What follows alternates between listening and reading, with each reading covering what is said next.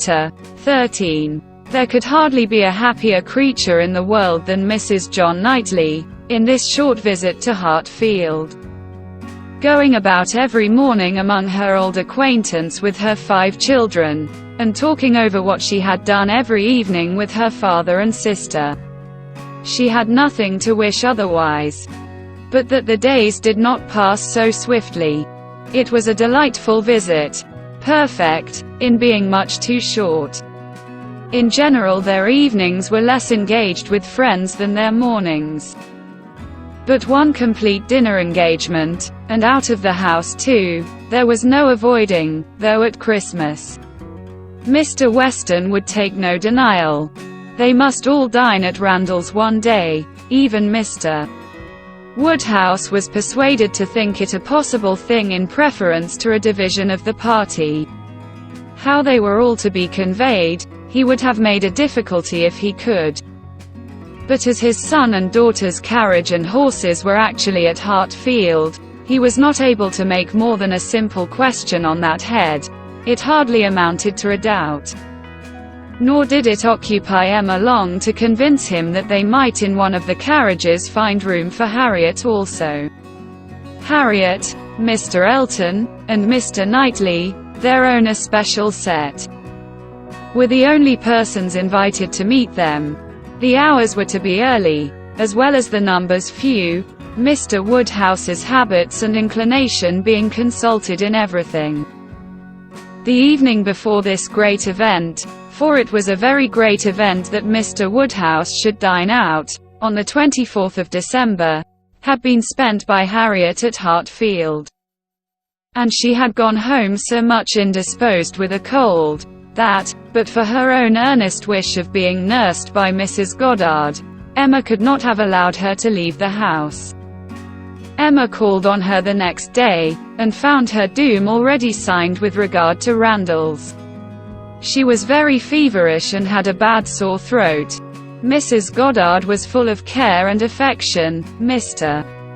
Perry was talked of, and Harriet herself was too ill and low to resist the authority which excluded her from this delightful engagement, though she could not speak of her loss without many tears.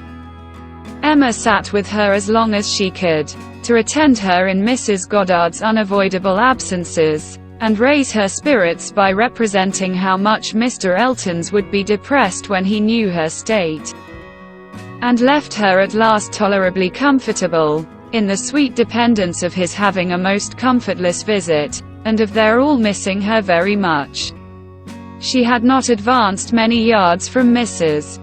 Goddard's door, when she was met by Mr. Elton himself, evidently coming towards it, and as they walked on slowly together in conversation about the invalid, of whom he, on the rumor of considerable illness, had been going to inquire, that he might carry some report of her to Hartfield, they were overtaken by Mr.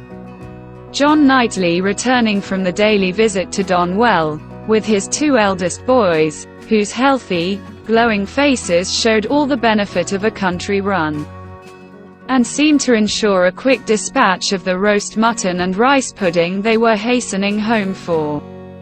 They joined company and proceeded together. Emma was just describing the nature of her friend's complaint. A throat very much inflamed, with a great deal of heat about her, a quick, low pulse, and she was sorry to find from Mrs. Goddard that Harriet was liable to very bad sore throats, and had often alarmed her with them. Mr. Elton looked all alarm on the occasion, as he exclaimed, "A sore throat? I hope not infectious. I hope not of a putrid infectious sort.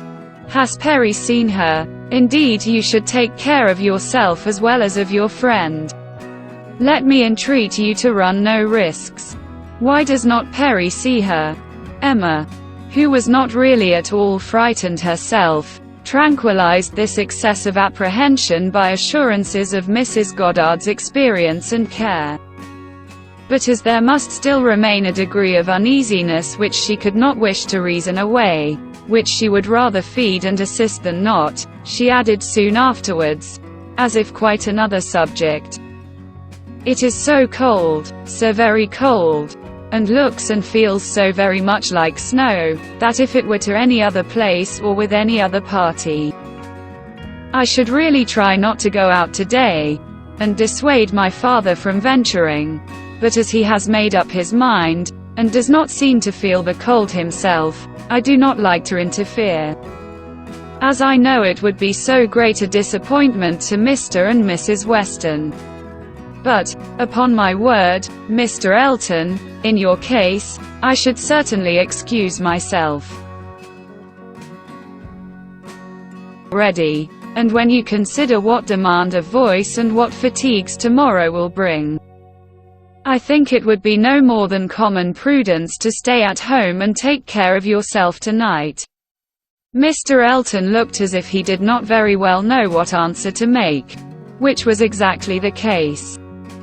For though very much gratified by the kind care of such a fair lady, and not liking to resist any advice of hers, he had not really the least inclination to give up the visit. But Emma, too eager and busy in her own previous conceptions and views to hear him impartially, or see him with clear vision, was very well satisfied with his muttering acknowledgment of its being very cold. Certainly very cold, and walked on, rejoicing in having extricated him from Randalls, and secured him the power of sending to inquire after Harriet every hour of the evening. "You do quite right," said she. "We will make your apologies to Mr. and Mrs. Weston." But hardly had she so spoken, when she found her brother was civilly offering a seat in his carriage. If the weather were Mr. Elton's only objection, and Mr. Elton actually accepting the offer with much prompt satisfaction, it was a done thing. Mr. Elton was to go. And never had his broad handsome face expressed more pleasure than at this moment. Never had his smile been stronger, nor his eyes more exulting than when he next looked at her. "Well," said she to herself, "this is most strange. After I had got him off so well, to choose to go into company, and leave Harriet ill behind. Most strange indeed. But there is, I believe, in many men, especially single men, such an inclination, such a passion for dining out. A dinner engagement is so high in the class of their pleasures, their employments, their dignities, almost their duties, that anything gives way to it. And this must be the case with Mr. Elton, a most valuable, amiable, pleasing young man undoubtedly, and very much in love with Harriet, but still, he cannot refuse an invitation, he must dine out wherever he is asked. What a strange thing love is! He can see ready wit in Harriet, but will not dine alone for her. Soon afterwards Mr. Elton quitted them, and she could not but do him the justice of feeling that there was a great deal of sentiment in his manner of naming Harriet at parting. In the tone of his voice while assuring her that he should call at Mrs. Goddard's for news of her fair friend, the last thing before he prepared for the happiness of meeting her again, when he hoped to be able to give a better report. And he sighed and smiled himself off in a way that left the balance of approbation much in his favor. After a few minutes of entire silence between them, John Knightley began with, "I never in my life saw a man more intent on being agreeable than Mr. Elton. It is downright labor to him where ladies are concerned. With men he can be rational and unaffected, but when he has ladies to please, every feature works." "Mr. Elton's manners are not perfect," replied Emma. "But where there is a wish to please, one ought to overlook, and one does overlook a great deal. Where a man does his best with only moderate powers, he will have the advantage over negligent superiority. There is such perfect good temper and goodwill in Mr. Elton as one cannot but value." "Yes," said Mr. John Knightley presently, with some slyness, "he seems to have a great deal of goodwill towards you." "Me?" She replied with a smile of astonishment, "Are you imagining me to be Mr. Elton's object? Such an imagination has crossed me, I own, Emma. And if it never occurred to you before, you may as well take it into consideration now." Mr. Elton in love with me. What an idea. I do not say it is so. But you will do well to consider whether it is so or not. And to regulate your behavior accordingly. I think your manners to him encouraging. I speak as a friend, Emma. You had better look about you, and ascertain what you do. And what you mean to do. I thank you. But I assure you are quite mistaken. Mr. Elton and I are very good friends, and nothing more. And she walked on, amusing herself in the consideration of the blunders which often arise from a partial knowledge of circumstances, of the mistakes which people of high pretensions to judgment are forever falling into, and not very well pleased with her brother for imagining her blind and ignorant, and in want of counsel. He said no more. Mr. Woodhouse had so completely made up his mind to the visit, that in spite of the increasing coldness, he seemed to have no idea of shrinking from it, and set forward at last most punctually with his eldest daughter in his own carriage, with less apparent consciousness of the weather than either of the others, too full of the wonder of his own going, and the pleasure it was to afford at Randalls to see that it was cold, and too well wrapped up to feel it. The cold, however, was severe, and by the time the second carriage was in motion, a few flakes of snow were finding their way down, and the sky had the appearance of being so overcharged as to want only a milder air to produce a very white world in a very short time. Emma soon saw that her companion was not in the happiest humor. The preparing and the going abroad in such weather, with the sacrifice of his children after dinner, were evils, were disagreeable at least, which Mr. John Knightley did not by any means like. He anticipated nothing in the visit that could be at all worth the purchase, and the whole of the drive to the vicarage was spent by him in expressing his discontent. "A man," said he, "must have a very good opinion of himself when he asks people to leave their own fireside, and encounter such a day as this, for the sake of coming to see him. He must think himself a most agreeable fellow. I could not do such a thing. It is the greatest absurdity, actually showing at this moment, the folly of not allowing people to be comfortable at home, and the folly of people's not staying comfortably at home when they can. If we were obliged to go out such an evening as this, by any call of duty or business, what a hardship we should deem it. And here are we, probably with rather thinner clothing than usual, setting forward voluntarily, without excuse, in defiance of the voice of nature, which tells man, in everything given to his view or his feelings, to stay at home himself, and keep all under shelter that he can. Here are we setting forward to spend 5 dull hours in another man's house, with nothing to say or to hear that was not said and heard yesterday, and may not be said and heard again tomorrow. Going in dismal weather, to return probably in worse. 4 horses and 4 servants taken out for nothing but to convey 5 idle, shivering creatures into colder rooms and worse company than they might have had at home. Emma did not find herself equal to give the pleased assent, which no doubt he was in the habit of receiving, to emulate the "very true, my love," which must have been usually administered by his traveling companion. But she had resolution enough to refrain from making any answer at all. She could not be complying, she dreaded being quarrelsome. Her heroism reached only to silence. She allowed him to talk, and arranged the glasses, and wrapped herself up, without opening her lips. They arrived, the carriage turned, the step was let down, and Mr. Elton, spruce, black, and smiling, was with them instantly. Emma thought with pleasure of some change of subject. Mr. Elton was all obligation and cheerfulness. He was so very cheerful in his civilities indeed, that she began to think he must have received a different account of Harriet from what had reached her. She had sent while dressing, and the answer had been, much the same, not better. "My report from Mrs. Goddard's," said she presently, "was not so pleasant as I had hoped." "Not better," was my answer.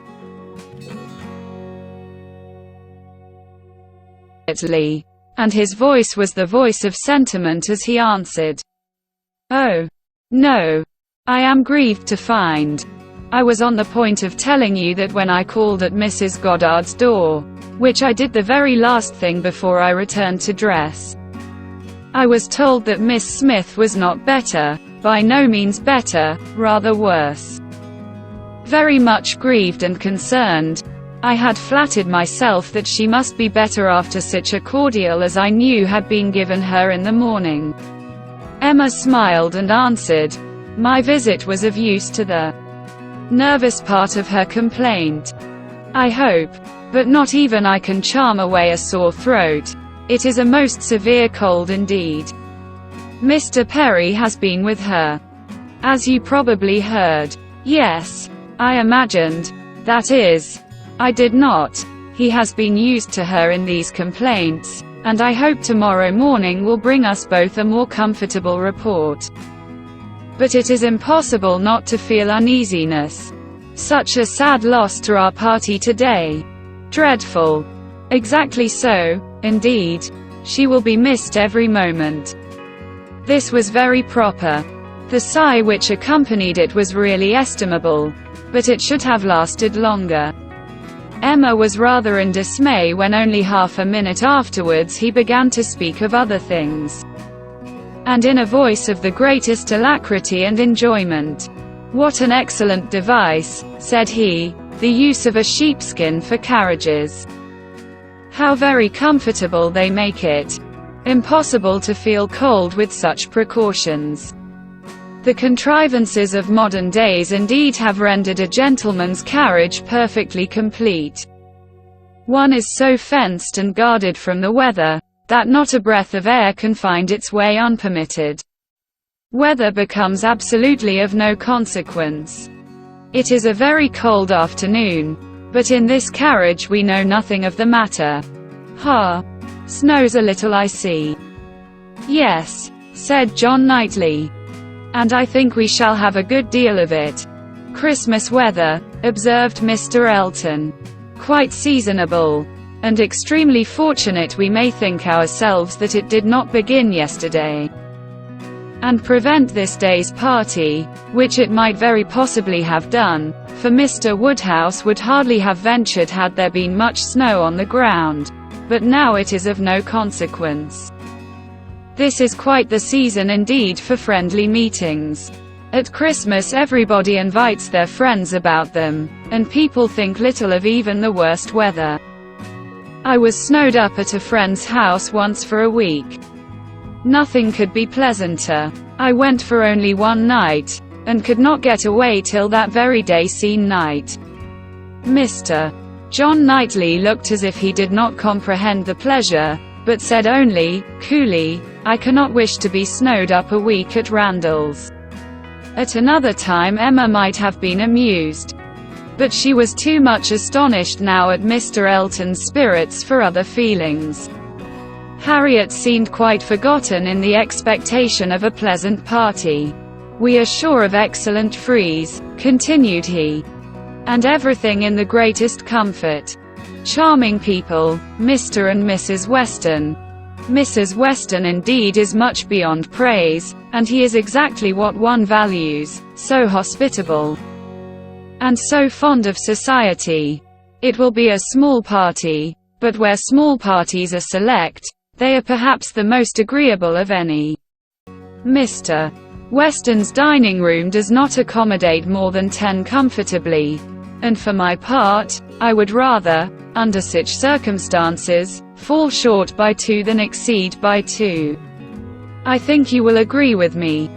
Turning with a soft air to Emma, I think I shall certainly have your approbation, though Mr. Knightley perhaps, from being used to the large parties of London, may not quite enter into our feelings. I know nothing of the large parties of London, sir. I never dine with anybody. Indeed.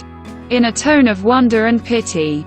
I had no idea that the law had been so great a slavery. Well, sir, the time must come when you will be paid for all this. When you will have little labor and great enjoyment. My first enjoyment, replied John Knightley, as they passed through the sweep gate, will be to find myself safe at Hartfield again.